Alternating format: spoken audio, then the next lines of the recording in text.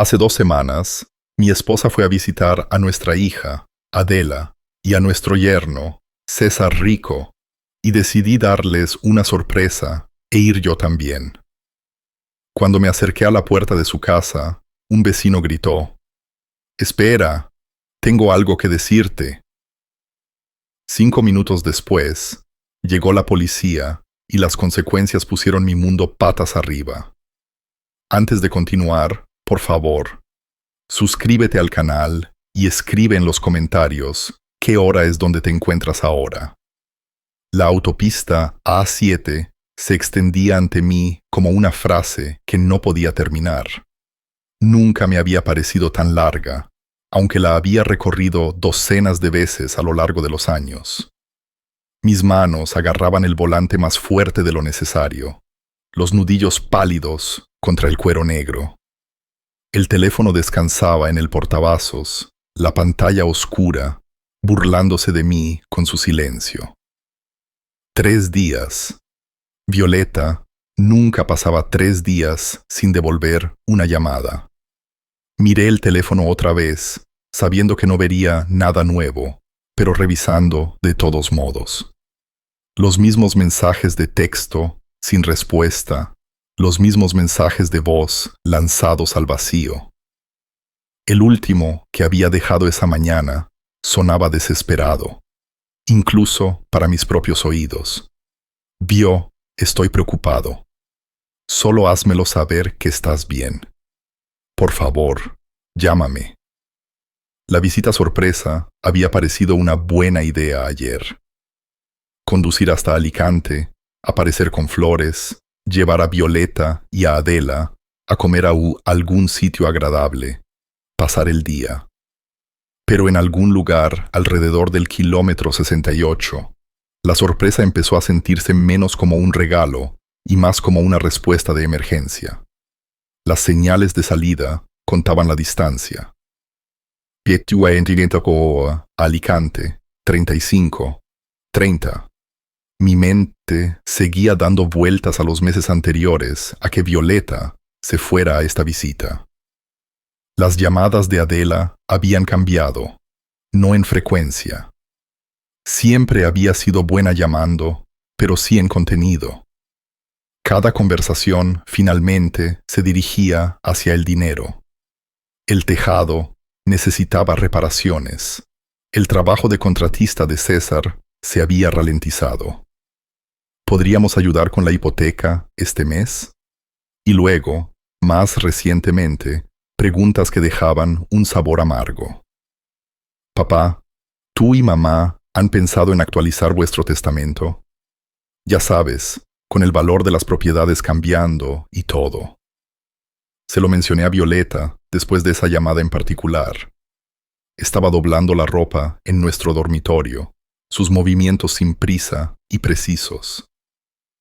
«Es nuestra hija, Octavio», había dicho sin levantar la vista. «Solo está pasando por un mal momento». Nosotros también pasamos por malos momentos, ¿lo recuerdas? Lo recordaba. Pero algo en el tono de Adela se sentía diferente. Calculado, tal vez. O tal vez simplemente me estaba volviendo paranoico en mi vejez, viendo sombras donde solo había una lucha familiar ordinaria. La salida a Alicante apareció. Me incorporé a la derecha, siguiendo la rampa hacia la expansión suburbana. Centros comerciales y cadenas de restaurantes daban paso a calles residenciales bordeadas de casas idénticas de 2 pisos. El barrio de Adela se veía igual que siempre. Céspedes ordenados, canastas de baloncesto en las entradas, monovolúmenes aparcados en ángulos cuidadosos. Su casa se encontraba al final de un callejón sin salida.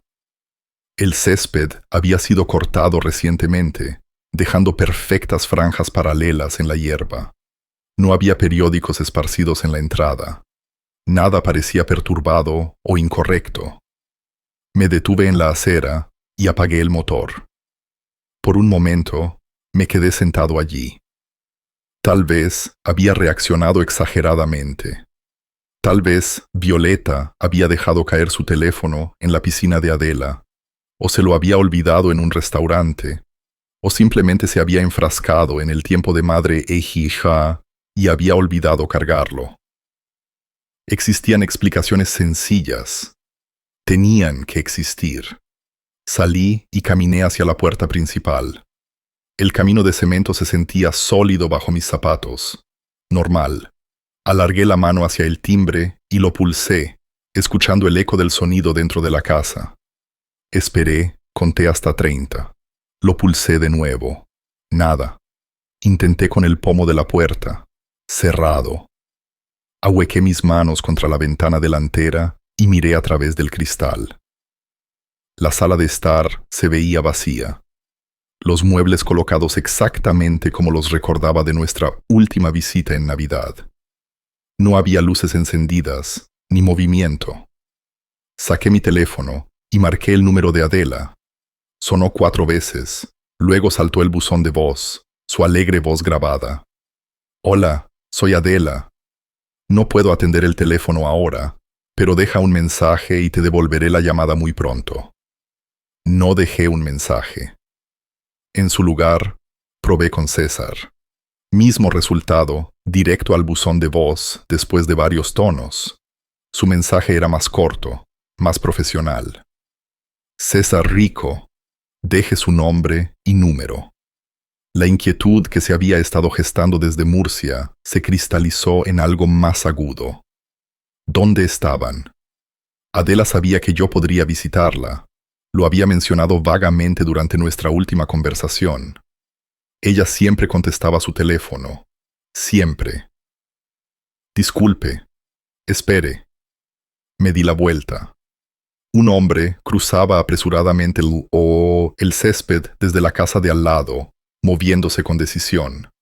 Mediana edad, cuarentón, pelo ralo, vestido con un polo y pantalones chinos.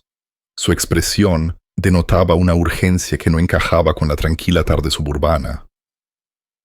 ¿Es usted familia?, gritó, ligeramente, sin aliento. ¿Es usted el marido de Violeta? La pregunta me paralizó. ¿Cómo podía este extraño saber el nombre de Violeta? Llegó a mí y me extendió la mano, aunque el gesto parecía automático, algo que hacía mientras su mente se ocupaba de asuntos más importantes. Soy Roberto del Moral. Vivo al lado. Señaló la casa de donde había salido.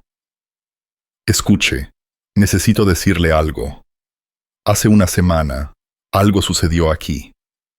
Miró de nuevo hacia la casa de Adela, luego a mí. Su mandíbula se movía mientras elegía sus palabras. Hubo gritos, dijo finalmente, tarde por la noche. La voz de una mujer. Mi pecho se tensó. Roberto no esperó a que hiciera preguntas. Las palabras salieron a borbotones, como si las hubiera estado reprimiendo durante demasiado tiempo. Fue alrededor de la medianoche, tal vez un poco después, hace una semana, el 8 de junio. Lo recuerdo porque fue la noche anterior al cumpleaños de mi hija. Vimos de mi hija. Escuché gritos desde esta casa. Señaló las ventanas delanteras de Adela. No solo gritos, alaridos. Una mujer suplicando a alguien que llamara a una ambulancia, diciendo que necesitaba ayuda. Sentí que el suelo se movía bajo mis pies. Sutil, pero inconfundible. Me levanté, fui a mi ventana delantera, continuó Roberto. Adela y César salieron allí mismo, al césped. Estaban gritando hacia la casa, diciendo que todo estaba bien, que solo era una pesadilla, que no había emergencia. Pero esos gritos... Sacudió la cabeza. Eso no era una pesadilla. He escuchado pesadillas despertar a la gente. Esto era terror. ¿Qué hizo? La pregunta salió ronca. Llamé a emergencias de todos modos.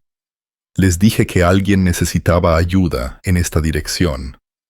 Adela y César me vieron con mi teléfono a través de la ventana y empezaron a hacerme señas para que parara. Pero yo ya había hecho la llamada. Se cruzó de brazos, a la defensiva ahora, como si esperara que criticara la decisión. Los sanitarios llegaron tal vez 10 minutos después. Entraron con Adela y César. Cuando salieron, llevaban a una mujer en una camilla. Apenas podía levantar la cabeza. Era Violeta. El mundo se redujo al rostro de Roberto, su boca formando palabras que no podían ser reales. Apenas estaba consciente, dijo. Los sanitarios se movían rápido, revisando sus constantes vitales, haciendo preguntas delicadas. Su hija y su marido simplemente se quedaron allí mirando. No se subieron a la ambulancia, ni siquiera la siguieron hasta el hospital. Volvieron a entrar, y a la mañana siguiente, ambos coches se habían ido. No los he visto desde entonces. Mis manos temblaban. Las miré, sorprendido por el temblor. Luego de vueltas a Roberto. ¿A qué hospital? No lo sé. Asumí, titubeó. Asumí que la familia se haría cargo, que alguien se pondría en contacto con usted. Saqué mi teléfono. Marqué a Adela de nuevo. Buzón de voz. César. Buzón de voz. Luego llamé a emergencias, forzando mi voz a ser firme mientras me identificaba, y pregunté por llamadas de ambulancia a esta dirección una semana antes. La operadora me puso en espera. Música incongruentemente alegre sonó. Roberto se quedó mirándome, su preocupación grabada más profundamente ahora que lo había dicho todo en voz alta. Emergencias. ¿En qué puedo ayudarle? Llamo por una ambulancia enviada a la calle de los Alcornoques, número 847, el 8 de junio, dije. La paciente era mi esposa, Violeta Mora. Necesito saber a qué hospital fue llevada. Se escuchó un tecleo en el otro extremo. Hospital General Universitario de Alicante, señor. La llamada entró a las 12:43 am. Gracias. Colgué e inmediatamente marqué al hospital. 3 transferencias, 3 voces diferentes pidiéndome que esperara. Finalmente, una enfermera de la UCI con un tono cansado y profesional. Violeta Mora. Sí, fue ingresada el 8 de junio. Estado grave, pero estable desde ayer. ¿Qué le pasó? No puedo dar detalles por teléfono, señor. Tendrá que venir en persona. ¿Es usted familia? Soy su marido. Una pausa. 4ª planta, UCI. Pregunte por la enfermera jefa cuando llegue. Bajé el teléfono. Roberto me estaba mirando, esperando. Voy a llamar a la policía, le dije. Esto no está bien. Asintió de inmediato. Daré una declaración, lo que necesite. Llamé a la Policía Nacional de Alicante, informé de un posible delito, les di la dirección, expliqué lo que Roberto había presenciado. El agente al teléfono me dijo que alguien se reuniría conmigo en el hospital. Yo ya me estaba moviendo hacia mi coche. El hospital está en la Avenida de la Constitución, gritó Roberto detrás de mí. Hospital General Universitario de Alicante. Tome la carretera 50 Este. Lo encontraré. Entré, encendí el motor, arranqué desde la acera, sin mirar atrás. El viaje se sintió surrealista. Los semáforos cambiaban de color. La gente cruzaba las calles con bolsas de la compra y tazas de café, llevando a cabo sus martes ordinarios, mientras mi mundo entero se abría en grietas. ¿Qué le pasó a Violeta? ¿Por qué Adela no llamaría a una ambulancia para su propia madre? ¿Por qué huyeron? Las preguntas se multiplicaban más rápido de lo que subía mi velocímetro. El Hospital General Universitario de Alicante se alzaba contra el horizonte, todo ángulos de cristal y cemento. Aparqué en el parking de visitantes, Tomé el ascensor hasta la cuarta planta. Seguí las señales hasta la UCI. Una mujer vestida de civil estaba esperando cerca del puesto de enfermeras, la placa de detective sujeta hacia su cinturón. Señor Mora, me tendió la mano. Inspectora Elisa Torres, Policía Nacional de Alicante. Recibí la llamada sobre la situación de su esposa. ¿Dónde está? Habitación 412. Pero primero, necesito hacerle algunas preguntas. ¿Cuándo habló por última vez con Violeta? Hace 2 semanas, cuando se fue a visitar a nuestra hija. Intercambiamos mensajes de texto algunas veces después de eso. Luego, hace 3 días, dejó de responder. Torres escribió en un pequeño cuaderno. ¿Y no sabía que estaba hospitalizada? Nadie me contactó. Vine aquí porque estaba preocupado. Un vecino me contó lo que pasó. Su expresión cambió. La máscara profesional se deslizó lo justo para mostrar algo más oscuro. Su esposa sufrió un envenenamiento grave, señor Mora. Combinación de sedantes y medicación cardíaca. La dosis era potencialmente letal. Ha estado inconsciente durante la mayor parte de la semana. Hemos estado intentando localizar a los familiares más cercanos. Las palabras cayeron como golpes físicos. Mi hija y mi yerno estaban con ella. Dije lentamente. El vecino la escuchó gritar pidiendo ayuda. Ellos le dijeron que no era nada. Luego desaparecieron. ¿Le suena eso a un accidente, inspectora? La mandíbula de Torres se tensó. Habitación 412. Vaya a ver a su esposa. Estaré aquí cuando esté listo para hablar. La habitación de la UCI estaba tenue, las cortinas a medio correr.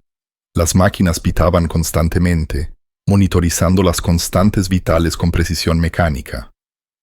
Violeta yacía en la cama, tubos y cables conectándola a equipos que yo no quería entender.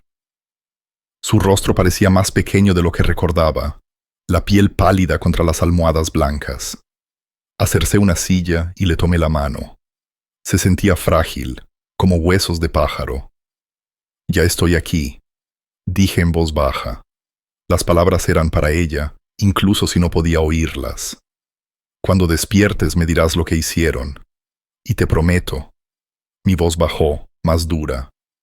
Me aseguraré de que respondan por cada segundo de esto. Algo cambió dentro de mí.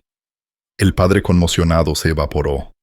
En su lugar, el fiscal que había sido durante 30 años. El hombre que construía casos ladrillo a ladrillo, que encontraba patrones en el caos, que sabía exactamente cómo hacer que la gente rindiera cuentas por sus acciones. Adela y César habían cometido un error. Habían dejado pruebas. Habían dejado testigos. Habían dejado viva a su víctima y me habían subestimado. No dejé la silla al lado de su cama. Las enfermeras ofrecieron alternativas, una cuna en la sala de espera, un hotel cercano con descuento para familias, pero me negué. Mis manos permanecieron envueltas alrededor de las de Violeta, sintiendo cualquier cambio, cualquier señal de que estaba regresando. Cerca de las 5 de la mañana, sus dedos se movieron contra mi palma. Me enderecé, me incliné más cerca. Sus párpados se agitaron, luchando contra la oscuridad que la retenía. Una enfermera se dio cuenta, se movió rápidamente hacia los monitores, verificó las lecturas, presionó un botón de llamada. En minutos, llegó un médico, con la linterna de bolígrafo en la mano, examinando las respuestas de Violeta con eficiencia clínica. Sus ojos se abrieron, desenfocados al principio, las pupilas ajustándose a la luz tenue. Luego encontraron mi rostro y se mantuvieron allí. Octavio. La palabra salió áspera, apenas reconocible a través del daño que deja un tubo de ventilación. ¿Dónde? La enfermera trajo agua. Sostuvo la taza mientras Violeta daba pequeños sorbos.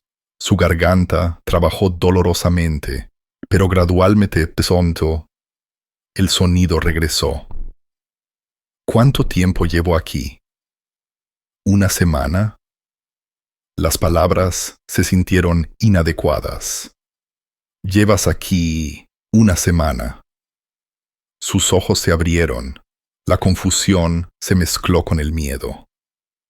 La observé tratando de reconstruir el tiempo que había perdido, buscando recuerdos que se dispersaban como humo. El médico confirmó que estaba lo suficientemente estable como para hablar. La inspectora Torres apareció poco después, con una grabadora en la mano, con una expresión profesional pero no cruel. Violeta describió lo que podía recordar, su voz temblando durante el relato. El relato, Adela había preparado la cena el 8 de junio. Nada elegante. Pasta con verduras, pan de ajo.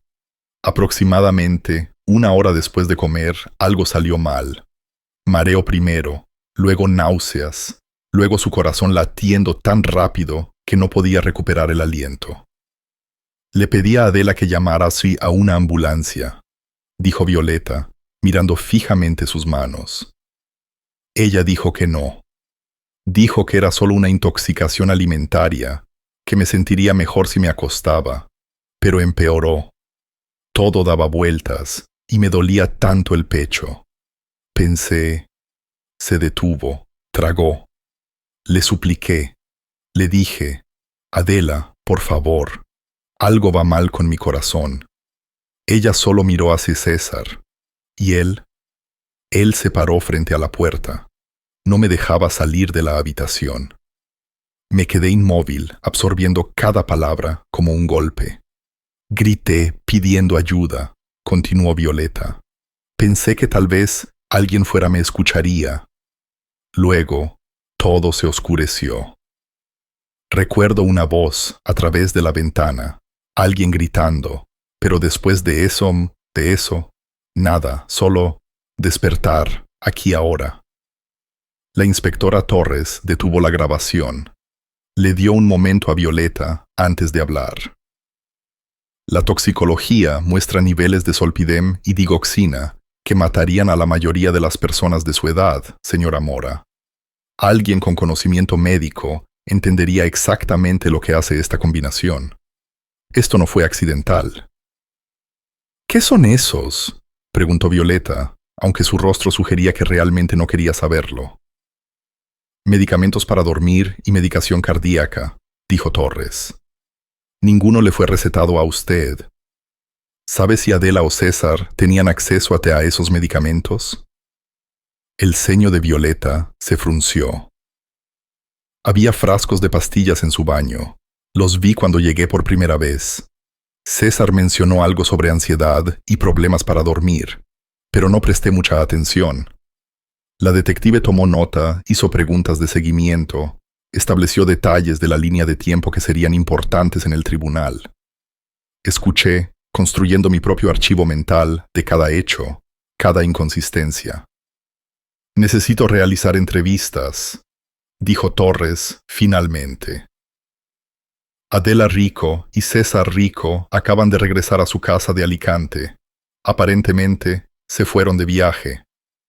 La temperatura en la habitación pareció bajar. Voy con usted, dije, ya de pie. Señor Mora, esto es asunto oficial de la policía.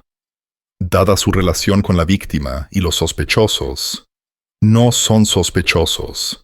Son criminales que intentaron asesinar a mi esposa. La expresión de Torres se suavizó ligeramente. Y esa es exactamente la razón por la que no puede estar presente durante el interrogatorio.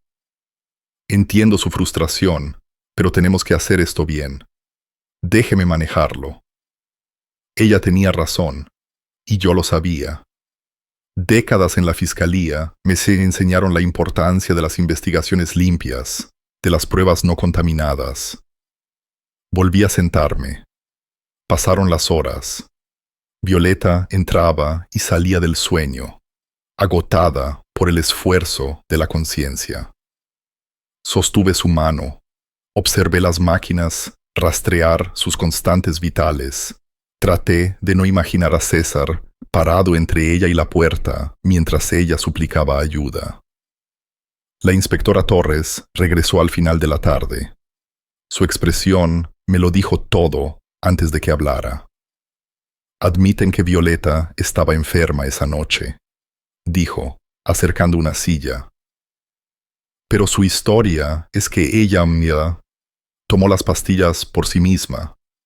Dijo que no podía dormir, que estaba estresada por las finanzas familiares. Afirmaron que estaban a punto de llamar a una ambulancia cuando el vecino, cito, interfirió. Se fueron a Mallorca al día siguiente porque el viaje estaba planeado de antemano y no se dieron cuenta de lo grave que era la situación, ya que el hospital dijo que Violeta estaba estable. Eso es una mentira. La voz de Violeta más fuerte ahora, pero temblando de ira. Le creo, dijo Torres. Pero su historia está coordinada, ensayada. Un abogado defensor podría argumentar que el envenenamiento causó confusión, afectó su memoria de los hechos. En este momento, es su palabra contra la de ellos. Necesitamos más. Después de que se fue, me quedé en silencio. 30 años en la fiscalía me habían preparado para este momento, aunque nunca imaginé aplicar ese conocimiento a mi propia familia. La investigación lleva meses. La evidencia es circunstancial. Incluso si se presentan cargos, la condena no está garantizada. Y mientras tanto, Adela y César andarían libres, actuando inocente, contando su versión a cualquiera que quisiera escuchar. Miré a Violeta, frágil y traumatizada, en la cama del hospital. Luego, saqué mi teléfono y desplacé mis contactos hasta que encontré un nombre al que no había llamado en años. Marcos Vera, detective privado que había trabajado docenas de casos conmigo durante mis días de fiscal, desenterrando registros financieros y conexiones ocultas que convertían casos circunstanciales en condenas. Pulsé llamar. Marcos, soy Octavio Mora. Necesito tu ayuda con algo. Es personal. La cafetería de Murcia estaba casi vacía el jueves por la mañana.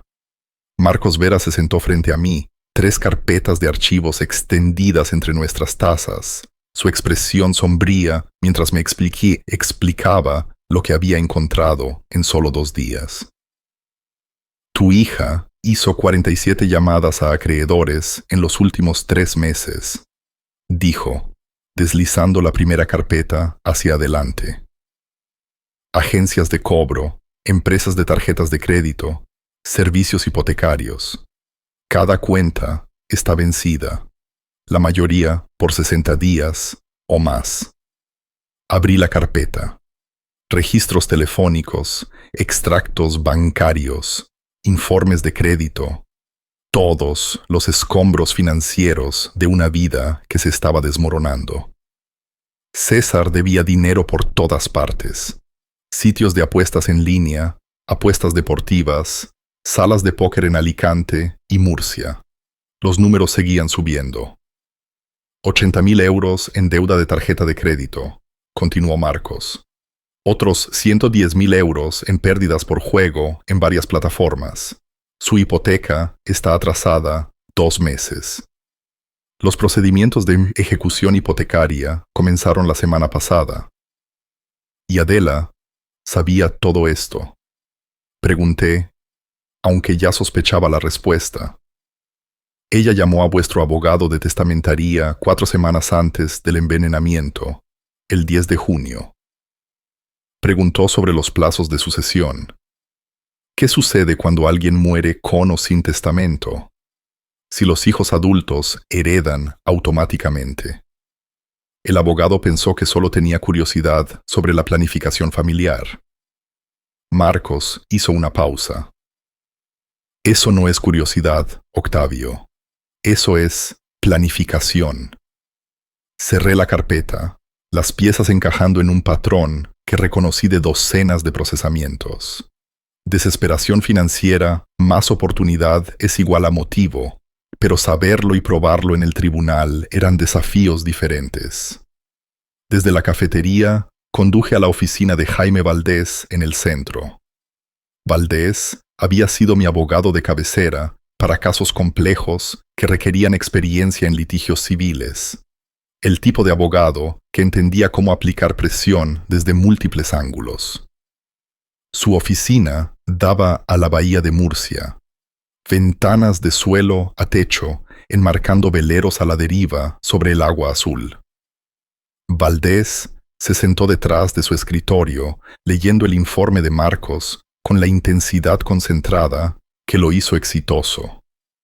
El Tribunal Penal requiere prueba más allá de toda duda razonable, dijo finalmente.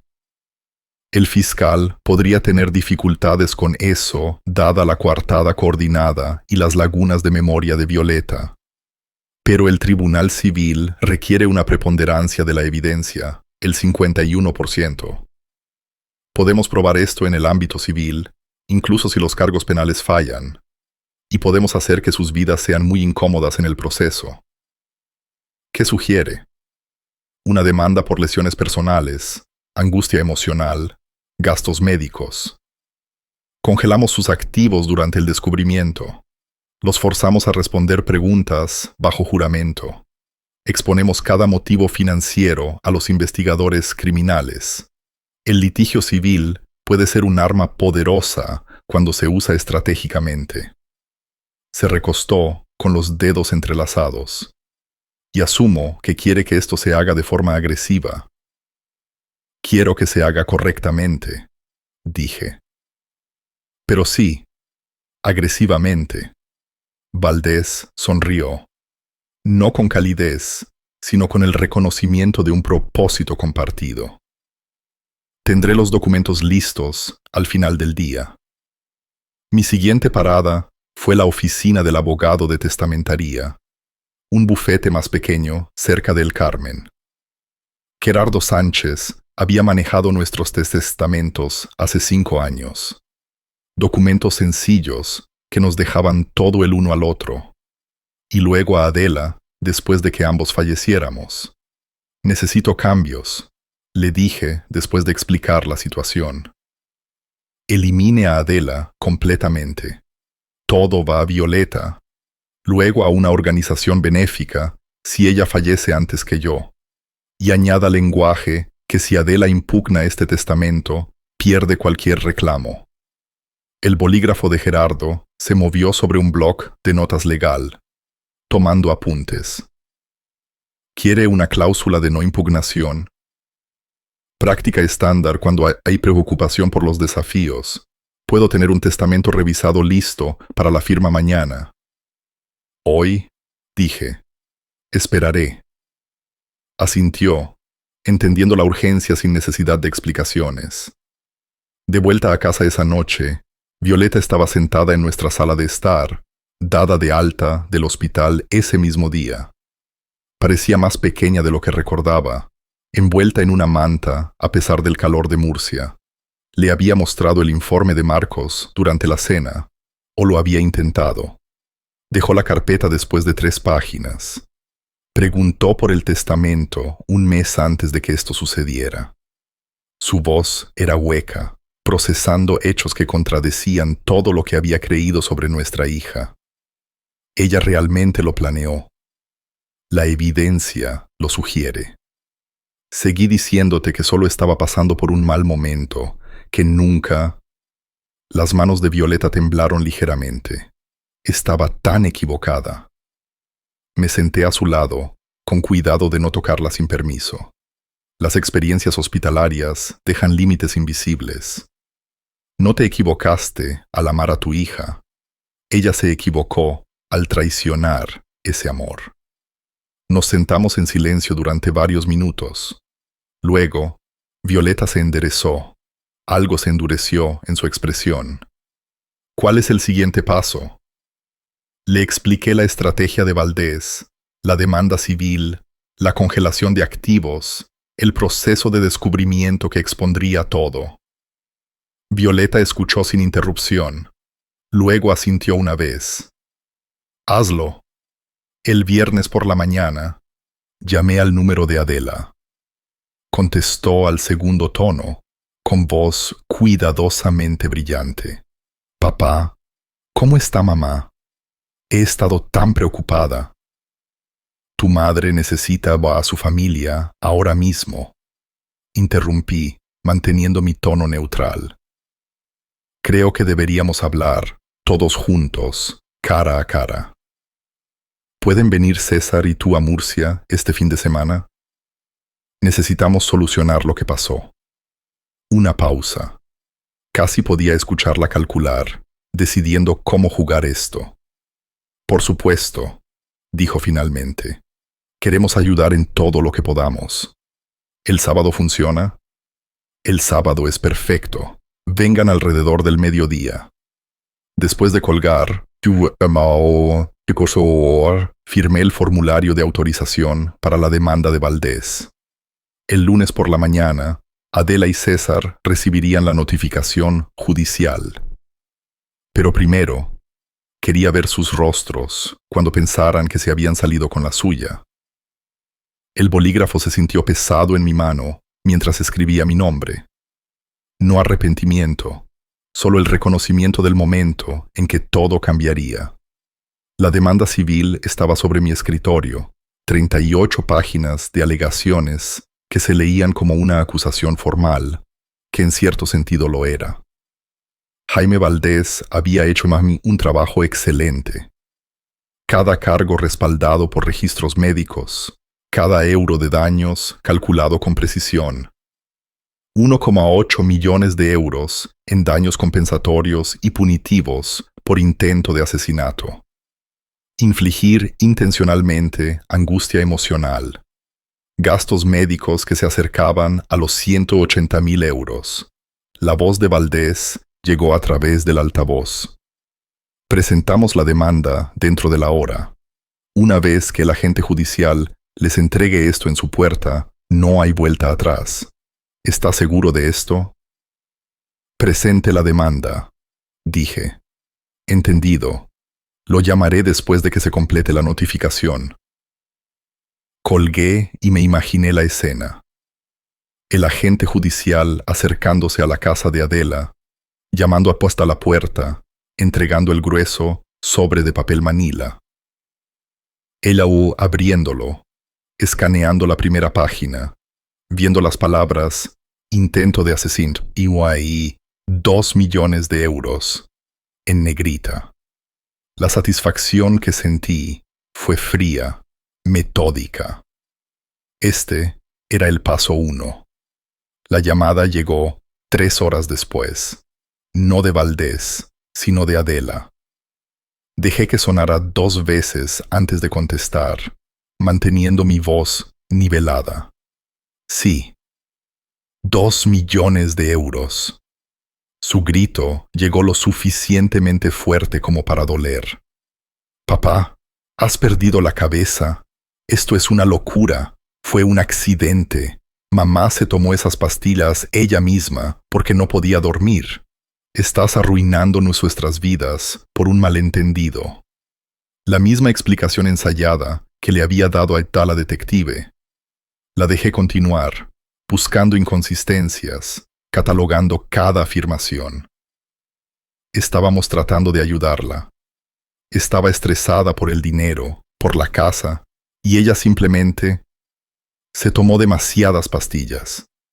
Estábamos a punto de pedir ayuda cuando ese vecino entrometido interfirió. ¿Ahora nos estás demandando? ¿A tu propia hija? Hizo una pausa para respirar.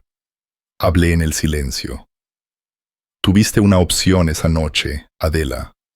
Cuando tu madre estaba gritando pidiendo ayuda, suplicándote que llamaras a una ambulancia. Tomaste una decisión. Elegiste dejarla sufrir.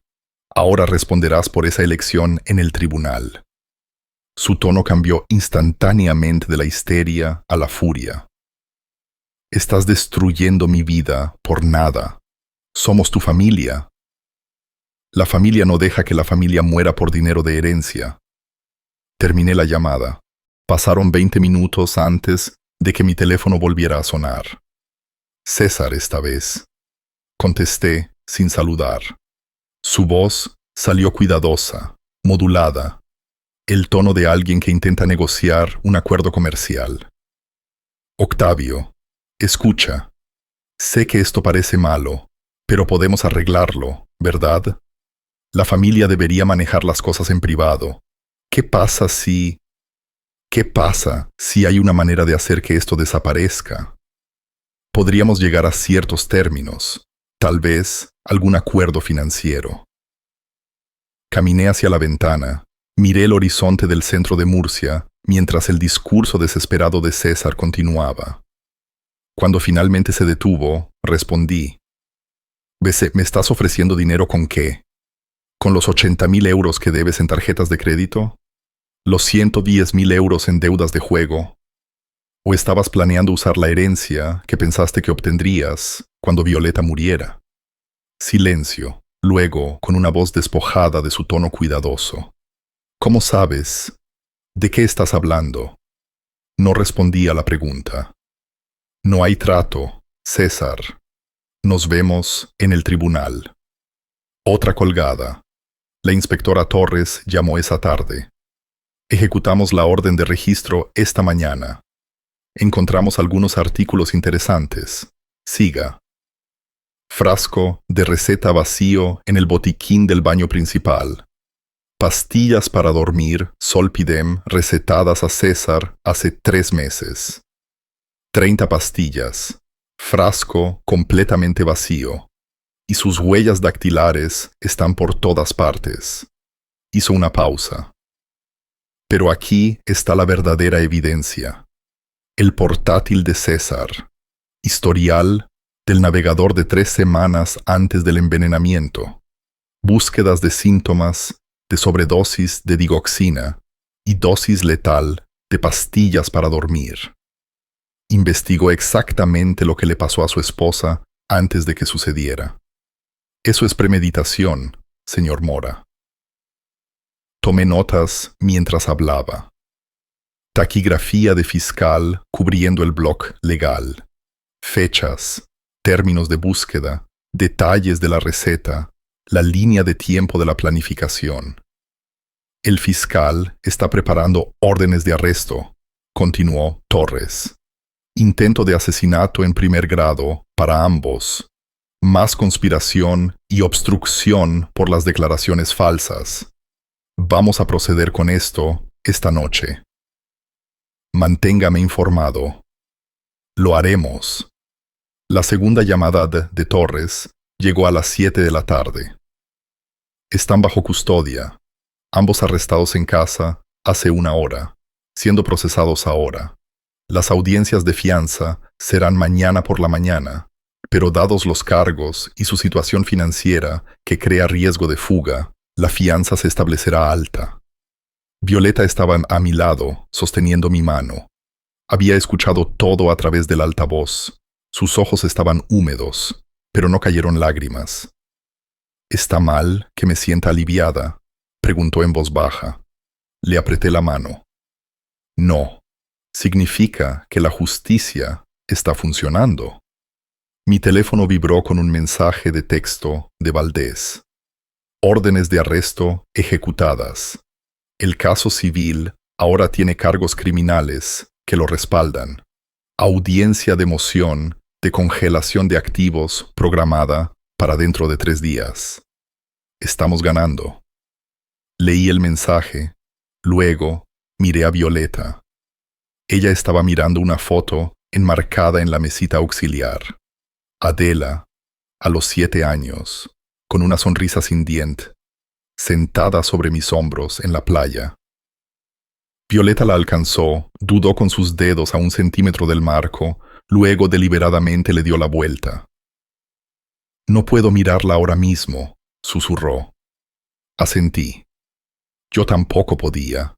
La audiencia de fianza se llevó a cabo el miércoles por la mañana. Adela y César aparecieron a través de un enlace de video desde la cárcel del condado, ambos con monos naranjas que parecían deliberadamente humillantes en la cámara. El juez fijó la fianza en 230.000 euros para cada uno, alta, pero no insuperable. Para el jueves por la tarde, habían pagado la fianza a través de un fiador, prometiendo su casa como garantía. Para el viernes, habían contratado a Miguel Baena.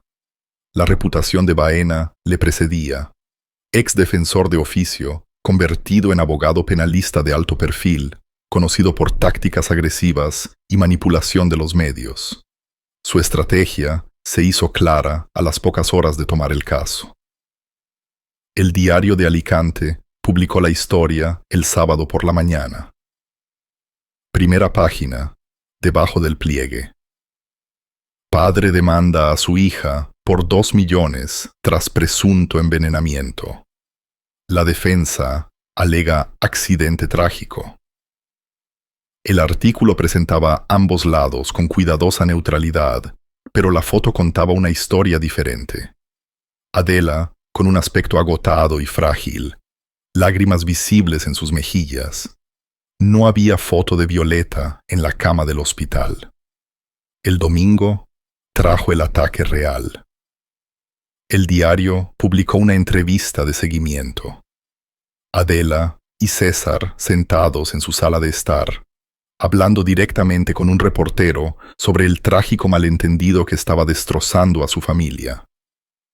Lo leí en la mesa de la cocina mientras Violeta preparaba el desayuno.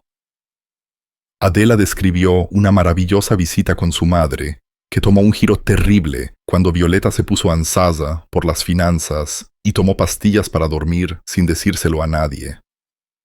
César explicó que estaban a punto de pedir ayuda cuando el vecino entró en pánico innecesariamente. Ambos expresaron su conmoción y dolor porque Octavio se negó a creerles, eligiendo en cambio destruir la vida de su propia hija con acusaciones falsas. El artículo incluía citas de su abogado. Baena los posicionó como víctimas por partida doble. Primero, de la sobredosis accidental de Violeta, y ahora, de la demanda vengativa de Octavio, alimentada por la paranoia en lugar de la evidencia. «Escucha esto», le dije a Violeta. Baena afirma que estamos utilizando el sistema legal como arma para castigar a miembros de la familia afligidos que tomaron decisiones difíciles en una crisis. Violeta dejó caer su taza de café con más fuerza de lo necesario. Decisiones difíciles. Me vieron suplicar ayuda y no hicieron nada. Lo sé. Entonces, ¿por qué leer esto me hace sentir como si fuéramos nosotros los que hicimos algo malo? Porque eso era exactamente lo que Baena quería. Moldear la narrativa antes del juicio. Hacer que el jurado, en potencia, se preguntara si el intento de asesinato era realmente solo pánico y mala decisión. Estrategia de defensa clásica. Mi teléfono comenzó a sonar esa tarde. Amigos, en su mayoría antiguos colegas de la fiscalía, personas que me conocían desde hacía décadas, llamando con preguntas cuidadosamente formuladas. Ricardo Martín, juez jubilado, habló con cautela diplomática. Octavio, vi el artículo.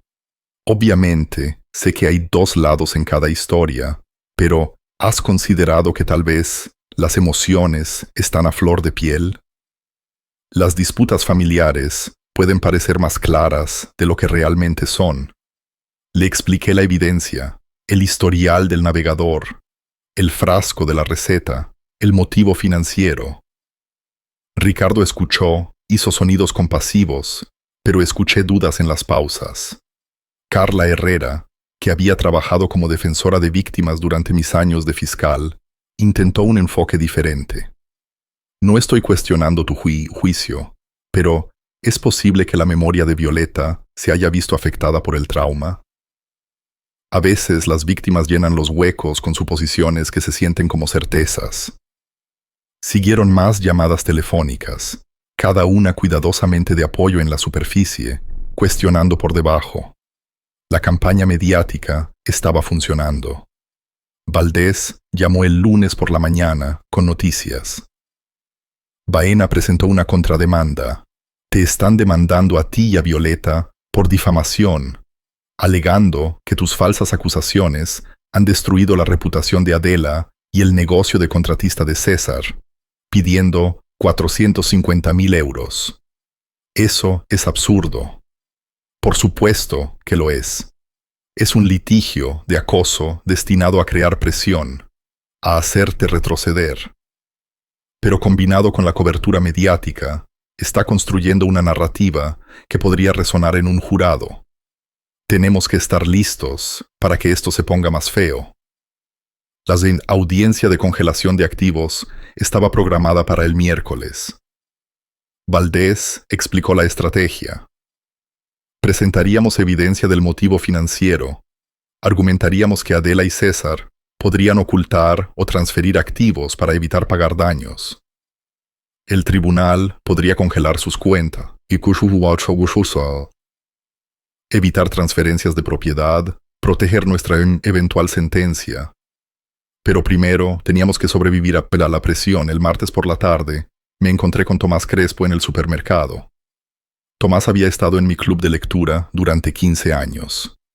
Me vio, dudó visiblemente, luego se acercó con una expresión que había visto antes en testigos que no querían declarar. Octavio, ¿cómo lo llevas? ¿Manejándolo? Leí sobre todo en el periódico. Debe ser difícil. Cambió su peso, miró al suelo. Escucha, no quiero entrometerme, pero ¿has pensado en la mediación? A veces estas cosas familiares parecen más claras cuando estás enfadado. Tal vez hay espacio para... Tomás, mi hija intentó matar a mi esposa por dinero de herencia. Eso no es un malentendido. Su rostro se sonrojó. Por supuesto que no.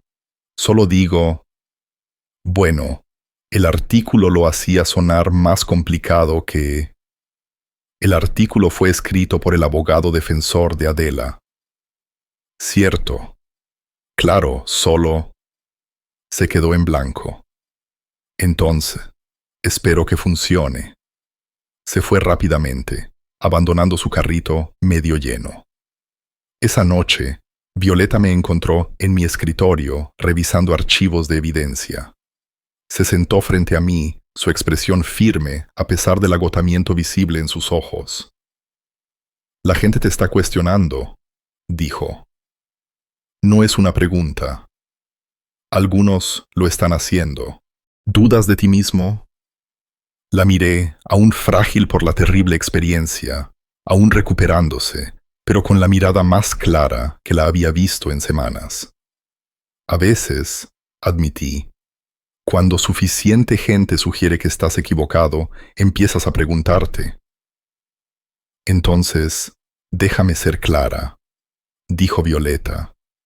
Le rogué a nuestra hija que me ayudara mientras me estaba muriendo, y ella se negó. Eso no es complicado. Eso no es un malentendido. Es intento de asesinato. Se inclinó hacia adelante. No dejes que te hagan olvidar lo que realmente sucedió. La duda no desapareció por completo, pero su certeza estabilizó algo dentro de mí. La audiencia del miércoles nos diría si el tribunal veía las cosas tan claramente como nosotros. La llamada de la inspectora Torres llegó el miércoles por la mañana mientras revisaba archivos en el mostrador de la cocina. César se quebró, dijo sin preámbulos. Durante la entrevista de seguimiento de esta mañana, estaba presionando sobre las inconsistencias entre su declaración y la de Adela, preguntando de quién fue idea ciertas cosas, y simplemente se rompió. Agarré un bolígrafo, comencé a tomar notas. ¿Qué dijo? Cito: fue idea mía resolver nuestros problemas financieros, de acuerdo. Pero Adela estuvo de acuerdo. Ella sabía lo que estábamos haciendo. Luego, su abogado saltó, exigió que nos detuviéramos, pero ya estaba grabado. Subrayé las palabras en mi blog. Idea mía. Adela estuvo de acuerdo. Ella sabía. Eso es premeditación, dije. Y conspiración. Exactamente. Su defensa acaba de colapsar desde dentro. Después de colgar, llamé a Jaime Valdés. Ya se había enterado por sus fuentes en la fiscalía, pero tenía información adicional sobre lo que sucedió después del desliz de César. Baena los llevó a ambos a una sala de conferencias en la comisaría, dijo Valdés. Intentó tener una conversación privada sobre control de daños. Según los agentes que estaban afuera, la voz de Adela se escuchó a través de la puerta. Le estaba gritando a César, llamándolo débil, preguntándole cómo pudo ser tan estúpido para decirle eso a la policía. Y César le gritó que ella quería el dinero tanto como él, que ella ayudó a planearlo todo. Así que, ¿por qué debería asumir él solo la culpa? Baena no pudo controlarlos. Se atacaron mutuamente allí mismo. Valdés hizo una pausa. Dos acusados culpándose mutuamente es el sueño de un fiscal. Octavio, tú lo sabes. Lo sabía. Había construido causales sobre exactamente este tipo de fractura durante mi carrera. Presionar a los acusados hasta que la lealtad cediera ante la autoconservación. Siempre funcionaba, eventualmente. Valdés volvió a llamar esa tarde con una propuesta. La fiscalía quiere hacer un movimiento táctico. Le extenderán una oferta a César a través de su abogado. Reducir los cargos a cambio de un testimonio completo contra Adela. Conspiración en lugar de intento de asesinato. 8 a 10 años en lugar de 15 a 20. César es el punto débil, dije, pensando en la estrategia. Ya se está quebrando, ya está aterrorizado. Su adicción al juego, su patrón de malas decisiones bajo presión. Aceptará el trato, pero necesitamos tu autorización para coordinar con el fiscal. Caminé hacia la ventana del estudio, miré la luz de la tarde de Murcia. Usar a César para condenar a Adela se sentía calculado, manipulador. Pero luego recordé el relato de Violeta. César parado frente a la puerta mientras ella suplicaba ayuda, bloqueando su escape. La metódica crueldad de ese momento. Haz la oferta, dije.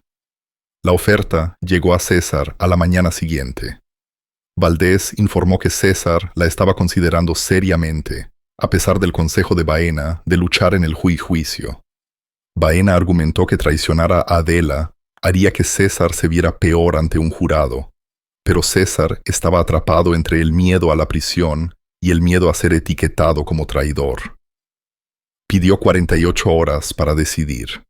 Mientras César deliberaba, Adela hizo su propio movimiento.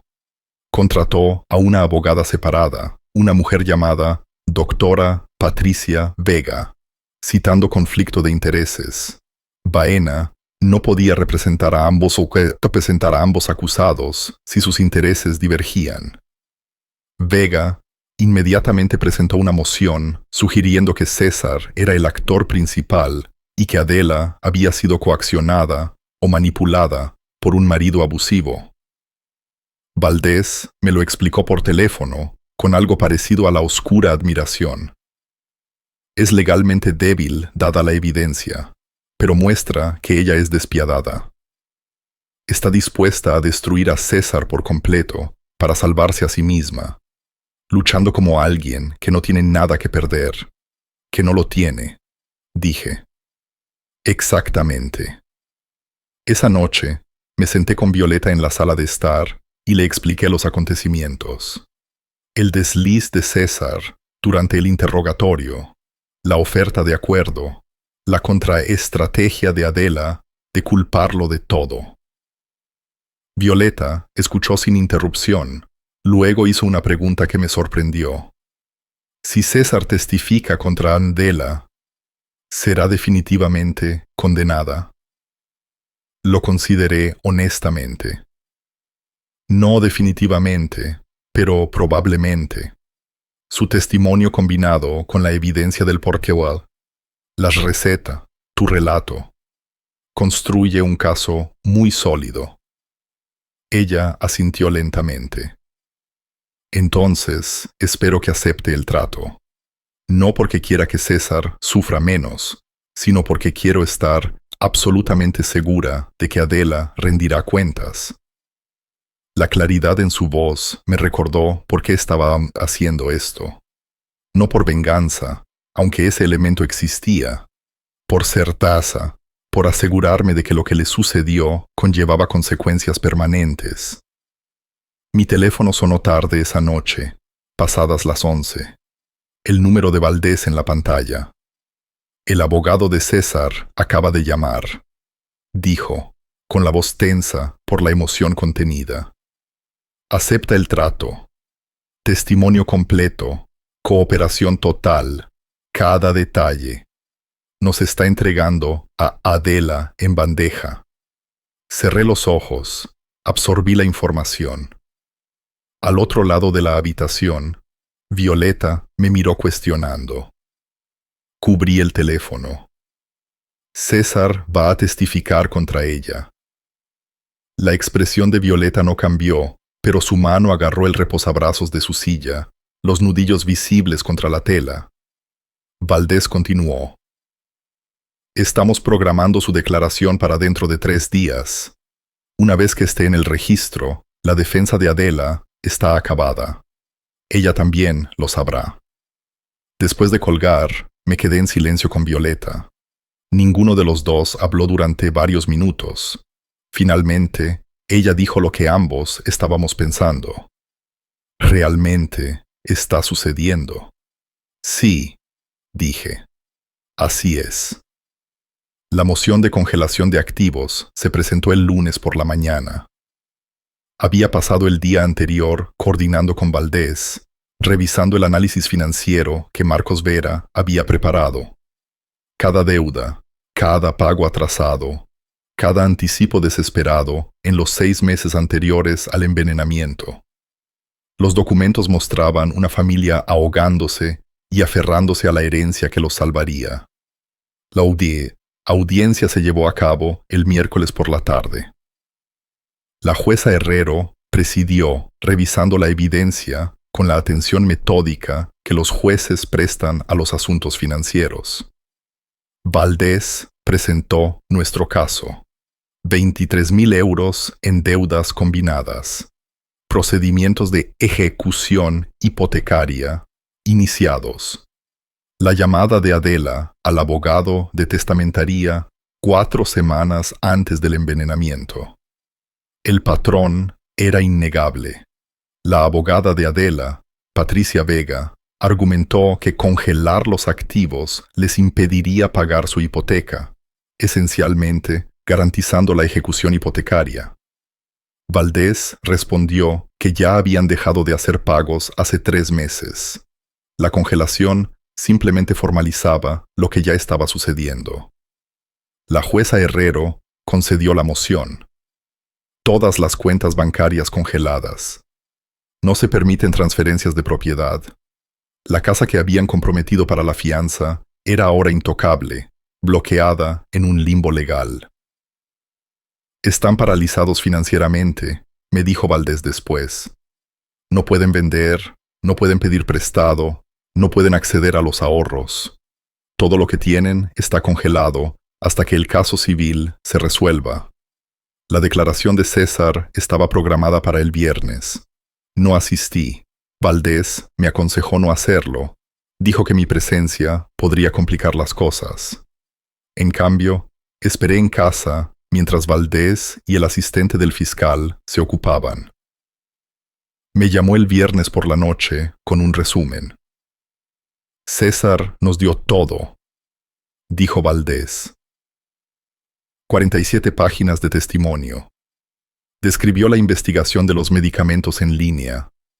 el hallazgo del frasco de la receta de su tratamiento para la ansiedad, la falsificación de una segunda receta de digoxina usando la hoja de su médico durante una cita. Explicó la mezcla de ambos medicamentos en la salsa de pasta de Violeta y detalló cada conversación con Adela, cómo lo discutieron durante semanas, cómo ella estuvo de acuerdo en que era la única solución a sus deudas, cómo ella lo vio agregar los medicamentos y no dijo nada. Ella fue cómplice, dije. Más que cómplice, fue una co-conspiradora.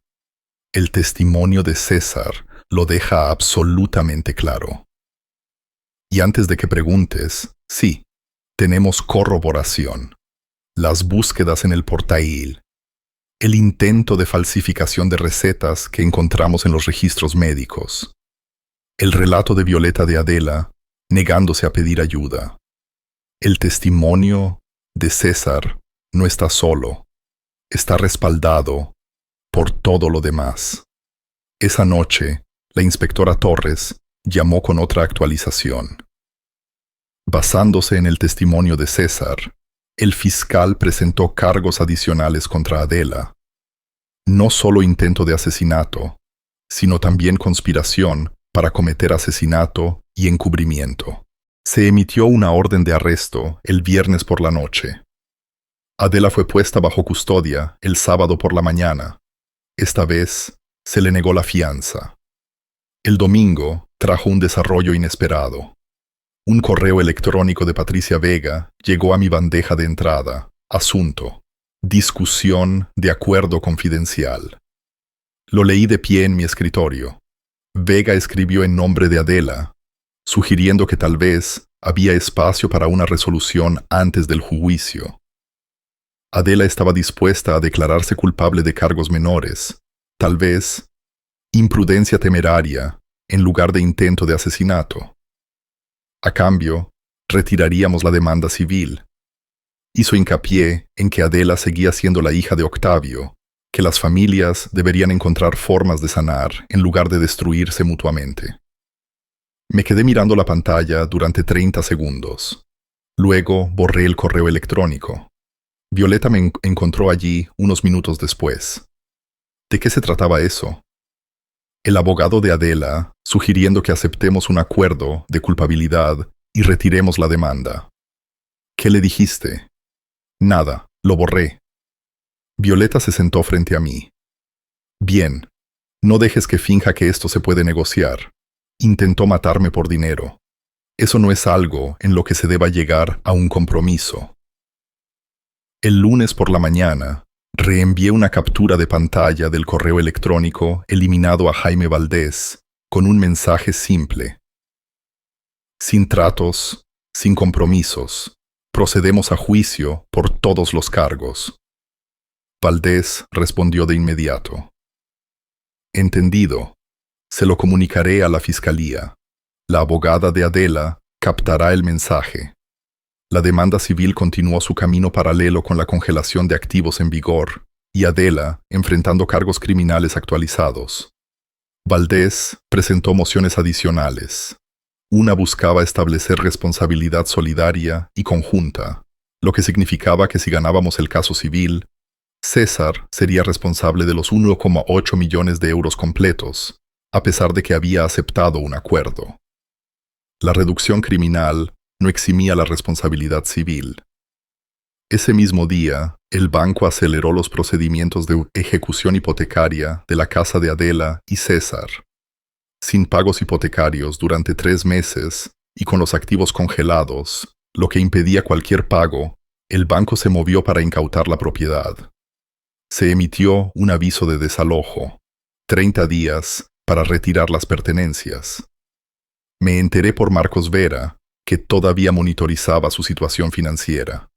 Están perdiendo todo, dijo. Casa, ahorros, cualquier patrimonio que tuvieran. La sentencia civil se adjuntará a lo que quede, que en este momento es básicamente nada. Apostaron todo y perdieron. Dije, no con satisfacción, solo con la observación mecánica de las consecuencias. La semana siguiente, pasó rápidamente. El acuerdo formal de culpabilidad de César se firmó el 2 de julio. Declaró ante el tribunal, admitió bajo juramento la conspiración para cometer intento de asesinato, detalló su plan y el de Adela. Aceptó 8 años de prisión. El juez aceptó el acuerdo. La audiencia preliminar de Adela estaba programada para el 10 de julio. Basándose en el testimonio de César, la evidencia del portátil, el relato de Violeta y la falsificación de recetas, el juez decidiría si había causa suficiente para proceder a juicio. Valdés me aseguró que era una formalidad. La evidencia era abrumadora, pero Adela estaría allí en el tribunal. Por primera vez desde su arresto, tendría que ver su rostro.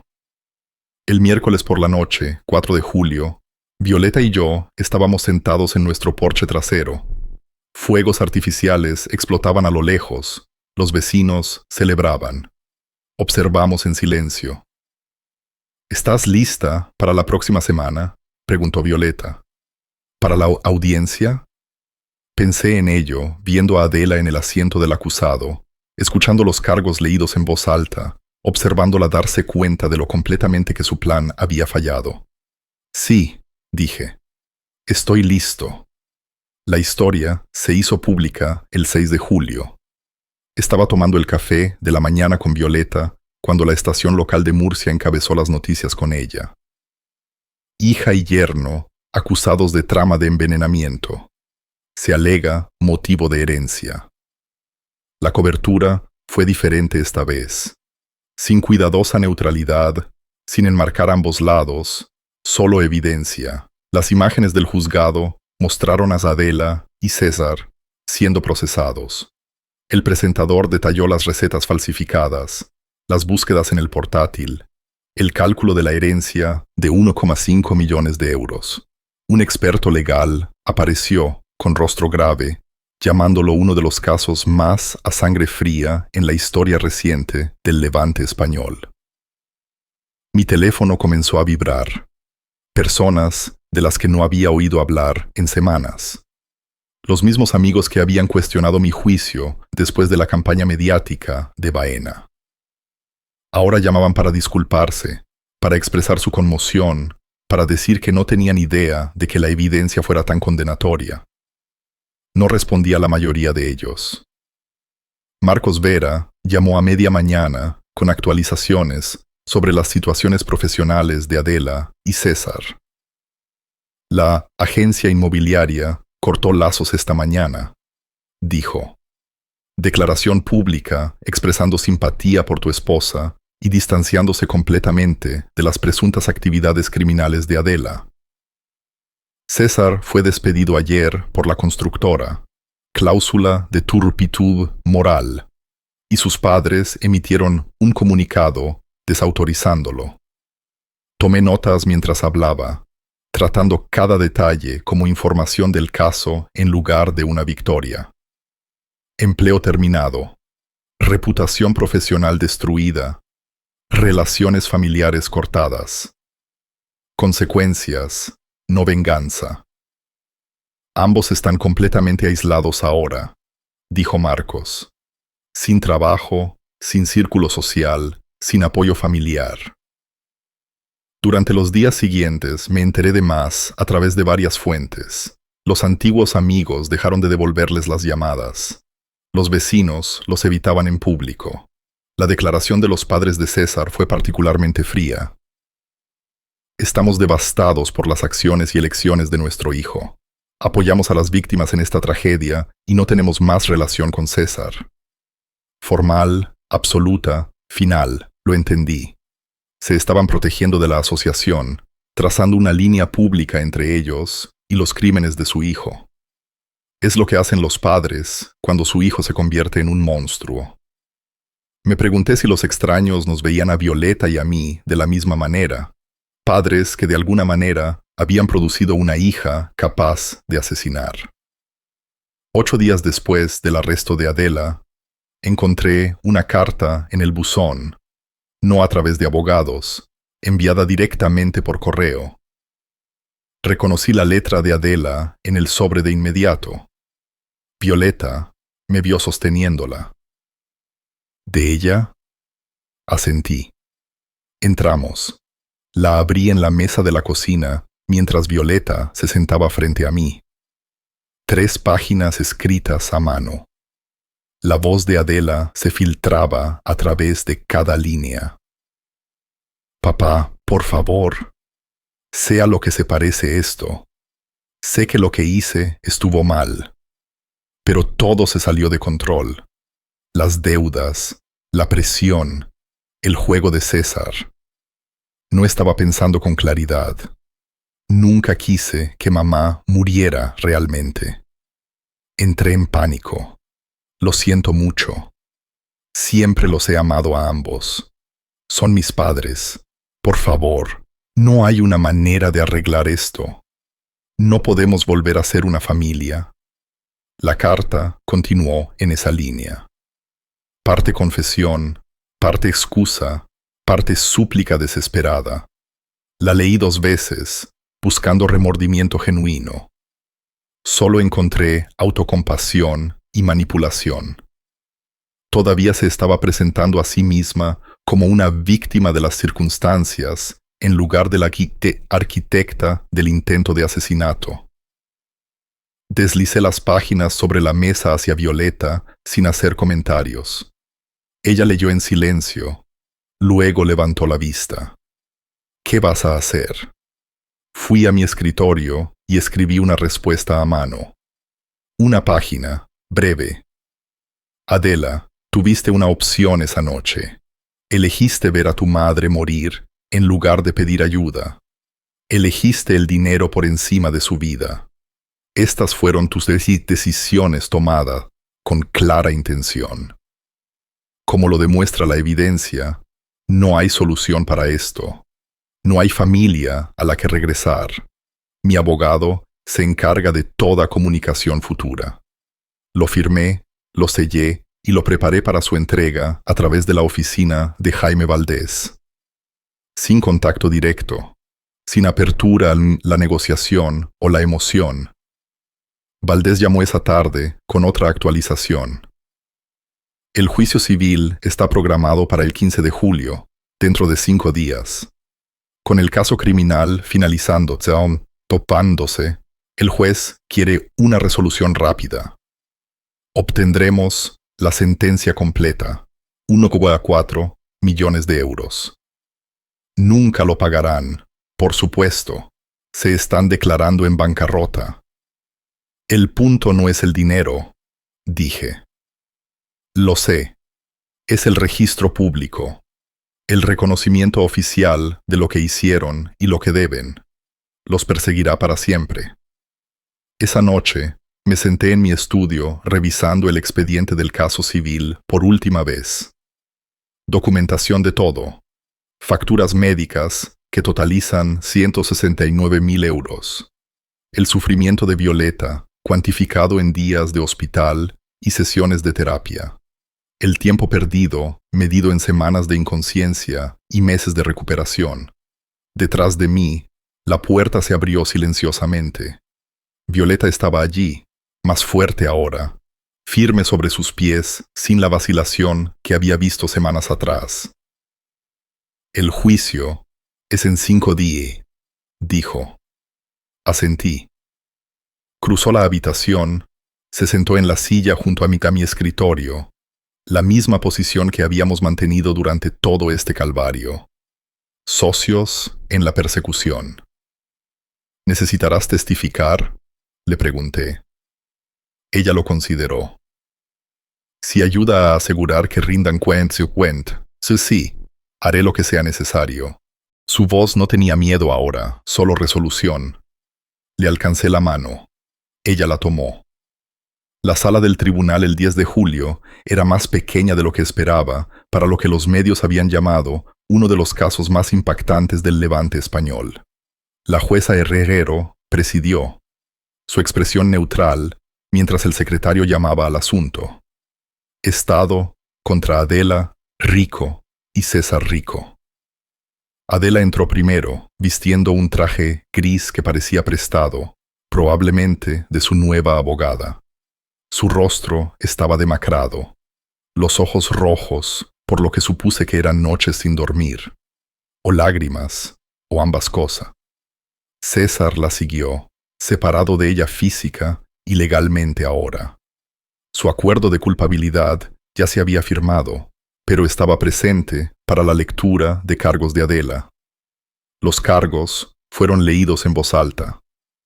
Conspiración para cometer asesinato en primer grado. Intento de asesinato en primer grado. Obstrucción a la justicia. Cada cargo conllevaba su propio peso, su propia sentencia máxima.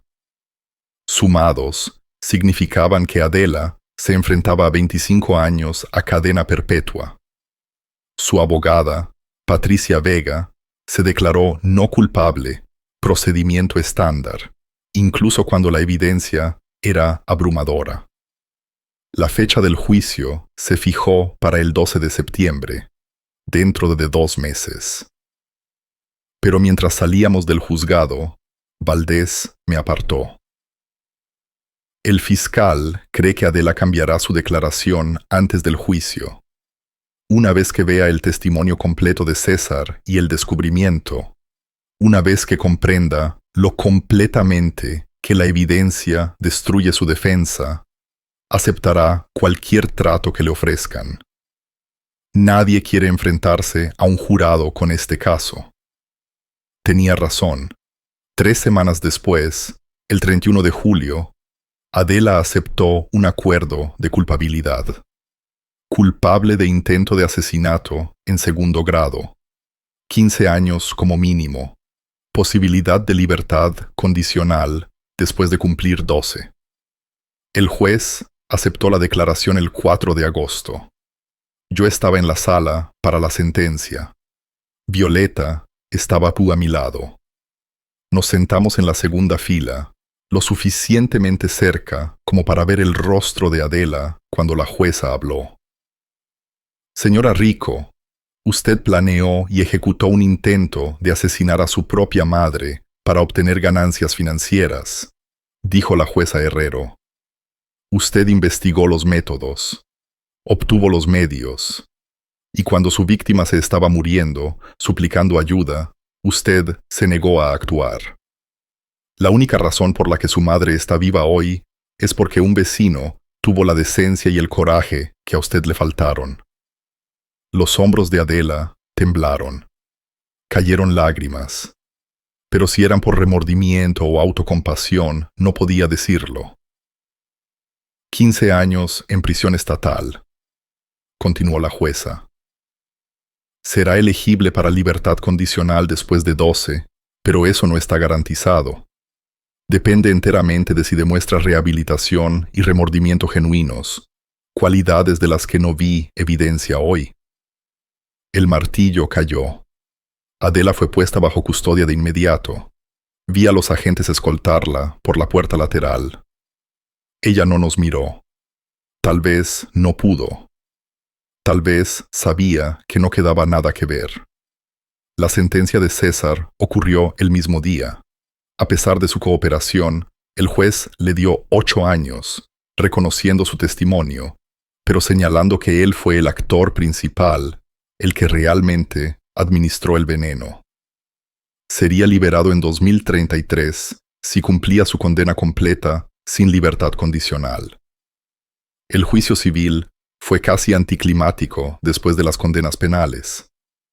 Con las declaraciones de culpabilidad registradas, la sentencia civil fue una formalidad. Valdés presentó nuestro caso el 15 de agosto. Gastos médicos, dolor y sufrimiento, angustia emocional, el impacto permanente en la salud de Violeta. La defensa no ofreció una oposición real. ¿Qué podían decir? La jueza Herrero nos otorgó 1,4 millones de euros, la cantidad total que habíamos solicitado. Cobrarlo fue imposible. Adela y César se habían declarado en bancarrota. Su casa había sido ejecutada y vendida en subasta. Las cuentas bancarias estaban vacías, las ganancias futuras serían embargadas, pero los salarios en prisión apenas cubrían el economato. Nunca veremos un euro de eso, admitió Valdés después. Pero está en el registro. Reconocimiento público del daño hecho y la deuda pendiente. Si alguno de ellos alguna vez gana dinero, herencia, lotería, acuerdo de libros, lo que sea, podemos perseguirlo. La sentencia no expira. Esa noche, Violeta preparó la cena. Pasta sencilla, no el plato que Adela había envenenado, pero lo suficientemente cerca como para que el paralelismo no se perdiera para ninguno de los dos. Comimos en un silencio cómodo, del tipo que proviene de la comprensión compartida en lugar de la conversación vacía. ¿Te arrepientes de algo de esto?, preguntó después de que habíamos limpiado. ¿De las demandas? ¿De cortarla por completo? Lo pensé honestamente. No. Te protegí. Me aseguré de que enfrentaran las consecuencias. Volvería a tomar todas las decisiones. Incluso sabiendo que es tu hija. Especialmente sabiendo que usó a la familia como tapadera para el intento de asesinato. Eso lo empeora, no lo mejora. Violeta asintió lentamente. Siento lo mismo. Pensé que podría sentir culpa o duda a estas alturas, pero no es así. Solo alivio de que haya terminado. Nos paramos en la ventana de nuestra sala de estar, mirando las luces del atardecer de Murcia. La ciudad continuaba su ritmo normal. La gente regresaba a su el trabajo. Los coches circulaban por la autopista. La vida seguía como siempre. Pero para nosotros, todo había cambiado. No de maneras obvias. Todavía vivíamos en la misma casa. Todavía teníamos las mismas rutinas diarias, pero los cimientos se habían movido. Nos habíamos enfrentado a algo que la mayoría de la gente nunca encuentra. La traición desde dentro de la familia. Un intento de asesinato por parte de alguien que debería haberla protegido. Y habíamos sobrevivido. Más que sobrevivido. Habíamos asegurado la rendición de Quent, construido protección y creado consecuencias. La herencia por la que Adela había intentado matar nunca tocaría sus manos. Nuestros testamentos ahora dirigían todo a la caridad. La casa que ella había contado con heredar beneficiaría a extraños en su lugar. ¿Valió la pena?, preguntó Violeta en voz baja. Todo lo que perdimos. No perdimos todo, dije. Perdimos a una hija que estaba dispuesta a matarte. Eso no es una pérdida. Eso es la eliminación de una amenaza. Ella se apoyó contra mí. Supongo que tienes razón. Agosto se convirtió en septiembre. La vida reanudó sus patrones. Violeta continuó con la terapia física, recuperando la fuerza que había perdido durante la hospitalización. Regresé al trabajo de consultoría ocasional, ayudando a jóvenes fiscales con casos complejos. Cenamos con amigos que nos habían apoyado en todo. Los medios pasaron a otras historias.